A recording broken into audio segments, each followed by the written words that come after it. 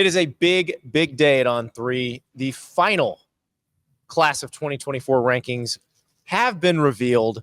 The man in charge of putting all those together, Charles Power, joins us now. Besides having a name that sounds like something Homer Simpson would change it to become more dynamic, Charles, what have you been up to these last, basically since you started on 3, because you were already on a lot of these guys at that point. But how long has this process taken to get from basically all of the high school players in the class of 2024 to this list? Yeah, we start each cycle really two years out from today, or maybe even a little more than that. It's the first time we really sort out and kind of make our initial spreadsheet and go through all of the prospects is after their freshman season. So man, it's like I guess close to a 3-year process that we're going through and closely evaluating these prospects, and it's fun. There'll be guys that will follow for 3 or 4 years, and there'll be some that come up on the radar, the last couple months, essentially as huge senior risers. So there's no real defined arc for them, which is really what makes it fun, and it's all evolving in real time. So it's kind of trying to hit a moving target, and that's why like this last ranking is the most fun to me, because it's all of the information, all of the exposure, all of the film, all of the stats are really stationary for the only time in this entire process. So it's really, really fun to kind of sit back, the past couple weeks and sift through, everything. And a lot of these prospects are already on college campuses. So it's not going to be too long before we start to see them making plays. Yeah, it's interesting because I feel like I think about how much this has all changed. Like every time I watch Chris Jones play, and obviously he's leading the Chiefs into the Super Bowl again, but that was a guy that Mississippi State tried to hide from everybody. They didn't want anybody to find out about him. And then he blows up at the postseason All-Star games and winds up on all these final rankings. And now it feels like you can't hide anybody. Like all these guys are known commodities, but you still have people who surprise you. Mm-hmm. Yeah, no, that's absolutely true. And that's funny. I remember the Chris Jones thing.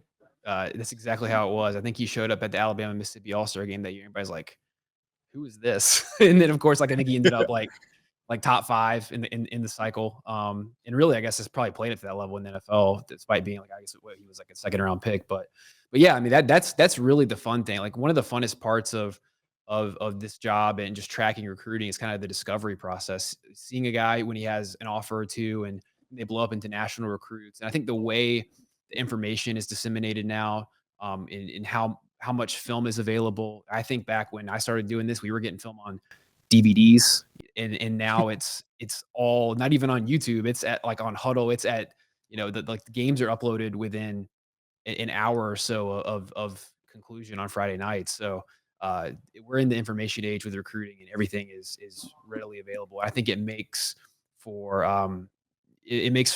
identification of these top prospects easier and easier and earlier for sure. Yeah, you can see those whole games now. You don't necessarily get fooled by the highlight films. Absolutely. Yeah. So I'll start with the guy at the top of our list, and he's probably at the top of anybody's list who was watching these guys play. Jeremiah Smith, the Ohio State receiver signee, and he's already on campus at Ohio State. Was he one that just jumped off right away and you thought, okay, this guy's going to be a top 10 type player all along? Yeah, Jeremiah Smith is interesting. He has always been a national prospect, right? I think he was like a top 50, top 75 type coming out of his freshman, sophomore year. Really had a great finish to his sophomore year at Chaminade Madonna. But what really excites me about Jeremiah Smith is he has gotten steadily better over the course of his high school career. And that's kind of a common marker you see with these top prospects and guys who really kind of launch into college from a developmental standpoint. Jeremiah Smith has put on 40 plus pounds, in his time in high school. He has gotten increasingly more athletic. If you look at his track times, he went from running, probably average marks in the hurdles to being the state champion. So this is a guy who has really improved physically and technically. He is one who is a master technician. He's just very dedicated to his craft. You can see with the intent with which he practices. So he has the 5-star work ethic to go with just the natural ability. And I think that's what makes him a special prospect. I mean, we have to go very far back to find a receiver prospect who's more advanced at this stage. He's 6'3", 215 with like, he looks like he could be on an NFL field right now, and is the best route runner in the class. Like, that is extremely rare. So, and it's the best receiver cycle that I've evaluated, and I think it's a historic group. So, for him to be at the top of that and the top overall prospect is, I think about as high as praise as you could give him. Well, I'm sorry, rest of the Big Ten. You thought you were getting away from Marvin Harrison Jr. and you thought that was going to be okay, but yeah, now this guy shows up, and Ohio State still has a bunch of other really good receivers too. Let's talk about a couple of guys that signed with Florida. DJ Lagway and LJ McCray. So you got a quarterback from Texas, you got an edge rusher from Daytona Beach. These are the cornerstones of Billy Napier's class. Now, I think they thought the class was going to be a little bit deeper. But this is the type of talent that hasn't signed with Florida really since the Muschamp days. Yeah, I mean, DJ Lagway, I think had clearly the best senior season of any quarterback in the 2024 cycle, and that's one thing that we've kind of been saying all along, right? With our evaluation processes, the senior season at quarterback is the best predictor historically of kind of projecting success at the position, and Lagway showed a bunch of improvement as a senior. He was just put up just eye-popping stats and led his team to their best season. I think in school history, deep playoff run. They lost in the playoffs to one of the best teams in the country, DeSoto, and he was making big plays in that game. So I think he had 74 total touchdowns, threw for over 4,600 yards, 72% completion percentage. I think his yards per attempt was 11.5, ran for 900 yards, maybe 15, 16 touchdowns. So gets it done through the air. I think he's arguably the top arm talent in the cycle, in addition to being the most mobile top quarterback in the cycle. So has a complete skill set at quarterback. And I think DJ Lagway has room to improve. With his accuracy and consistency, but I think that should be viewed as a positive because he's already a fantastic player. I mean, he's Gatorade National Player of the Year. I think the fact he has upside to continue to improve should be exciting for Florida fans. LJ McCray was similar on the defensive side. I think he arguably had the best senior season of any defender nationally. Had 37 tackles for loss, led Daytona Maryland to their first state title, I believe, in 20 years. A guy who has always kind of been a high upside prospect at like 6'6", 290, runs laser time in the 4.9s. But he flipped the switch as a senior, play with outstanding effort level, physical. He's ranked as a defensive lineman, but and I think he'll continue to get bigger once he gets in Florida's program. Could be a 300+ pounder, but he has the athleticism and skill level to play on the edge. So a guy you could kind of line up anywhere in the front to take advantage of mismatches. But there's no doubt both those guys are huge pickups for the Gators. So we're talking about maybe like a slightly smaller Deion Walker type player. That'd be pretty scary. Yeah. I mean, I think he has that type of potential, and probably would remind you a little bit of some of the guys that like Georgia's had in recent years, like the big defensive ends who can slide down inside and pass rush situations. So he brings a lot to the table. Chiefs and the 49ers, and Fanduel is ready to help you enjoy that game even more. Super Bowl 2024 special. So sign up at fanduel.com/staples. If you make a $5 bet and win, you get $200 in guaranteed bonus bets. And they got some specials for this one. Very, very interesting. It could be like if you're trying to get that $5 winning bet and get your bonus bets, you may want to go with something that's, a little lower on the odds. So, for example, Patrick Mahomes and Brock Purdy combined for 50+ rushing yards. That's a plus 145. And I mean, watching both those guys play, knowing how good these defenses are, they're probably going to get flushed for the pocket a little bit.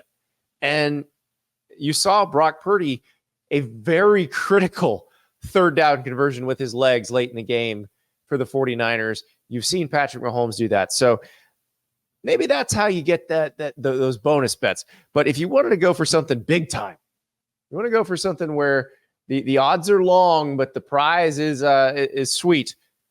60+ yard field goal is plus 4,000. But guess what?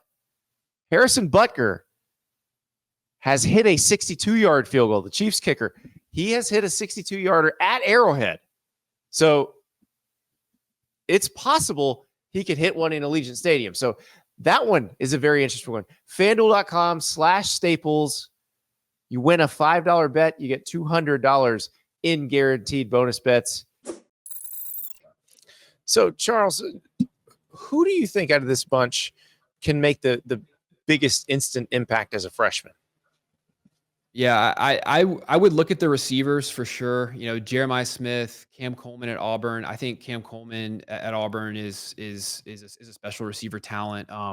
You know, he has the biggest catch radius of anybody in the cycle, and is an elite athlete as well. He's probably the freak of this receiver group at 6'3.5", 190. Just with his athleticism, ball skills, kind of a rare combination there. And then you have a guy like Ryan Williams at Alabama who's going to be playing his freshman season as a 17-year-old. He's the biggest deep threat in the cycle, and a guy who I think projects as a star in Kalen DeBoer's offense. So I would start off with the receivers. I think that's kind of the special position group in 2024. But also I would look at Ellis Robinson at Georgia. You look at kind of what Georgia's lost at corner. Ellis Robinson is extremely ready to play. I think he's going to come in with the mindset to lock down a starting role in Athens. And that's one thing that really impressed me. In addition to just his cover instincts and ball skills, he does not back down from top competition. And I think of any corner we saw in the cycle, he had the best go of it with Jeremiah Smith and Cam Coleman in these kind of national all-star situations. So I don't think he's going to be swimming in the SEC when you throw him out there. And on the line, I would say Jordan Seaton would be my pick with Colorado among offensive tackles. Yeah, at Colorado, I think he's going to be in a good spot to play early. He's extremely polished, and there's certainly a need there at Colorado. I think they're bringing him in with the intent to play. So you mentioned like Ryan Williams reclassifying, and you used to hear about people reclassifying, but it usually was a quarterback who took that QB red shirt where they maybe did an extra year in middle school and were a year ahead of their class. You got these guys coming in very young now. You've got Ryan Williams at Alabama. You've got Colin Hurley, the quarterback at LSU.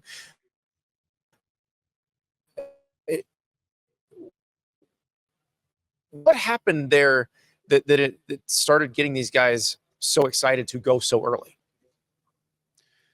Yeah, I think it's kind of a developing trend. I think we saw that. I'm trying to think. We saw it with quarterbacks. You know, Jake Bentley did it. JT Daniels did it. I think once prospects were kind of on that accelerated track to graduate early, it kind of became a reality. I think NIL probably sped it up as well. You know, getting to college quickly and kind of in seeing that. I think the NIL era probably expedited that some. I think that's when we kind of seen players at other positions do it more and more often. It's going to be very interesting to go back and look at these players who have reclassified and kind of see the track record there. I think the track record at quarterback we probably have enough of to say it's pretty spotty. But so many elite prospects. There's enough elite prospects doing it to where it's going to be interesting to kind of weigh at other positions. But like a guy like Ryan Williams he was such a prolific high school player. Had 70 total touchdowns the last 2 seasons. I think it was a deal where he probably didn't have a lot more to prove. At the high school level, and I think that's kind of how a lot of these prospects look at it. I've generally speaking a fan of playing out your high school career because I think development is such a big thing, and I think typically in football, and this goes for I think college to the NFL as well. You want to be as good as you can possibly be before you like matriculate to the next level. So I think you really need to be sure that you're ready to go because if you're projecting a lot of these guys as 3 and out types, you're kind of looking at wanting to be able to play as a freshman if that's the case. And I think you want to make sure that you're as good as you can be if you want to try to play as a freshman. So, Charles, you have some that don't match the other companies in the industry, and that's going to happen, and that they'll have some that won't match ours. Do you ever feel a little weird when you're way out ahead on a guy and you've got a guy way in front of some other people? I'll ask you some names because there's one especially that intrigued me. Lugard Idakpai. So he's a 6'6", 220-pound signee for Michigan, for Bowie, Maryland. You got him ranked number 40. And the next highest is he's number 158 in 24/7. He's 258 in ESPN, and Rivals doesn't even have him in the top 300. So, what is it about him that makes you so high on him? Yeah, that's once we kind of get out of this the group of prospects that we all kind of as an industry have a massive exposure to. That's really kind of where you see the biggest variance, in my opinion, kind of within the rankings. And Lugardi Idakpai is a great example of that. I think a lot of it hinges on film evaluation, information you get. Like in his case, he was a guy who was a probably the biggest late bloomer among national prospects in this cycle. I don't think he got his first Power Five offer until September of his senior year. A guy who has a basketball background, kind of late to football. 6'6.5", 215, 220, elite length. I think his arms are around 34, 35 inches, big frame. He's a guy who, is certainly a long-term projection, but projecting him into Michigan's program, he's the type of edge prospect that Michigan will bring in, sit him for 2 or 3 years, and then he blows up in the Big Ten. Everybody's like looking around saying, okay, like, who is this? Where did this guy come from? They have a track record of doing that, and he's that guy in this class. I think, similar situation, but maybe popped a little earlier. Kenneth Grant was one that we were much higher on. My favorite player in college football. Yeah, I knew you would like that.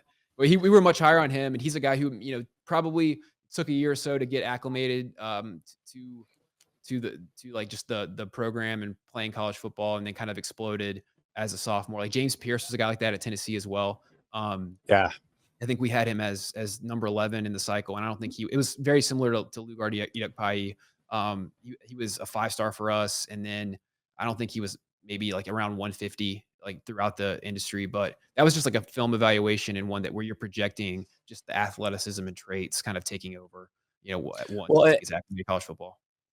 another guy who kind of fits that profile, you got Weston Davis higher than a lot of other people. He's a offensive tackle prospect who signed with LSU. He's 6'5", 285, basketball guy. Also, how much of the basketball part of it, or the other sports, maybe they run track, maybe they throw weights, maybe they wrestle. How much of that factors into these evaluations? I mean, I think it provides a lot of context for multiple reasons. One, like we gauge our rankings, kind of judge our rankings on the NFL draft, and if you study the backgrounds of most of these high draft picks, top players in college football, guys who ultimately become NFL stars, they're almost always is a multi-sport background. So I think it's highly informative just to the baseline, athleticism, coordination, spatial awareness. It helps all of that, and I think with track, for instance, that is probably the best way to gauge speed nowadays, because most of those times are electronic, they're verified. We know if they're like wind dated or not, and it's probably the best aside from going to a camp and seeing guys run beside each other, or knowing exactly what timing systems are being used. Track and field is a really really strong indicator of athleticism. Even that, and that goes even with shot put with offensive and defensive linemen. Is when you look at that stuff, it's like, and you look at the data, it's proves to be like fairly predictive, of athleticism and like explosive power. So you mentioned basing things on the NFL draft, and so does that mean positional value is incorporated in the same way? Like, do you have to be a really really good running back to be ranked high in these rankings? Yeah, the positional values is baked in. I think the way we look at it is we try to have our numbers for the most part mirror kind of what you would see in the NFL draft, whether it's the first round, top 100, the draft in total. Our numbers are generally pretty tight there. And because I think you just need to really be kind of up to speed with the how much value the NFL and really college teams are kind of placing at these specific positions. So we try not to be too far out of whack there.